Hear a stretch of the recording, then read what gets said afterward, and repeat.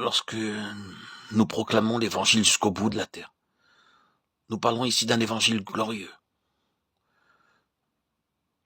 Partout où nous allons, nous trouvons des gens qui s'élèvent contre le péché et qui prêchent la nécessité d'être en bon terme avec Dieu et d'enlever tout ce qui peut être la cause de son déplaisir. Vous pouvez dire que cela nous conduit à la simple prédication de la substitution et ainsi de suite. Mais j'ose suggérer qu'il y a beaucoup plus que cela.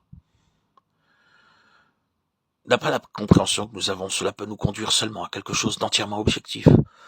Vous trouverez cela dans la parole de Dieu. Dans l'Ancien Testament, il est abondamment prouvé en type et dans le Nouveau Testament par de nombreux enseignements que l'efficacité de notre témoignage dépend de la mesure dont la gloire aura été saisie. Cela doit être confirmé et rendu clair. Et il doit y avoir un impact sur l'ennemi, et plus qu'un impact doctrinal. La doctrine peut sonner absolument juste et véritable, mais Satan n'est jamais vaincu de cette manière. Il doit y avoir une incarnation de la doctrine. Et si vous le permettez, il est clairement révélé qu'il y a des degrés de gloire, parce qu'il y a des degrés qui nous font entrer dans ce que signifie la mort, la résurrection, l'ascension et la glorification du Seigneur Jésus. Entrer dans cela est distinct de la simple connaissance des faits, des doctrines ou des vérités historiques. Le Seigneur Jésus est dans le ciel et nous devons le connaître d'une manière céleste. Nous devons aller au ciel pour le connaître. Et nous devons y aller maintenant. Une église qui s'accroche à cette terre et devient une chose terrestre est une église impuissante. C'est seulement une église qui occupe spirituellement sa place dans les cieux qui pourra marquer de son empreinte cette terre. La mesure dans laquelle vous êtes émancipé de cette terre et de ce monde en connaissant une vie dans les cieux sera la mesure de votre impact et de votre témoignage sur cette terre. Un chrétien mondain est un chrétien impuissant. Une église mondaine est une église dépourvue de puissance et de gloire.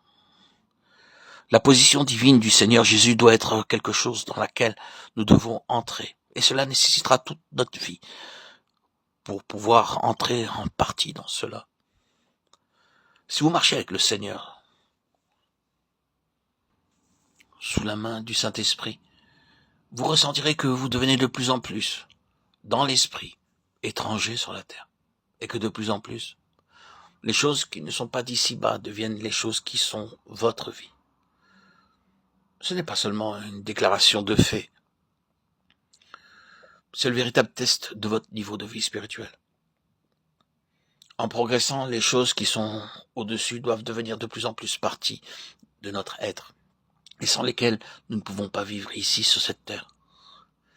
Dans la mesure où cela est vrai, nous avons la puissance contre l'ennemi. Et pour le témoignage, il y a des degrés de gloire, résultant de la mesure de Christ qui aura été saisie, et ce degré détermine la puissance du témoignage sur la terre. Cela peut paraître évident de dire qu'au début, dans le livre des Actes, le témoignage dans le monde connu de cette époque comptait pour quelque chose. Il y avait un impact. Et on pouvait parler de ces hommes qui avaient mis le monde sans dessus-dessous. Acte 17:6. Il y avait une immense influence, un ascendant. Satan était puissamment actif. Mais il était sans cesse battu. Pourquoi ? Parce que le peuple du Seigneur avait une grande mesure de la gloire de Christ. Par le Saint-Esprit, cette gloire était venue dans l'Église. Et c'est pourquoi l'Église pouvait servir ainsi de témoignage.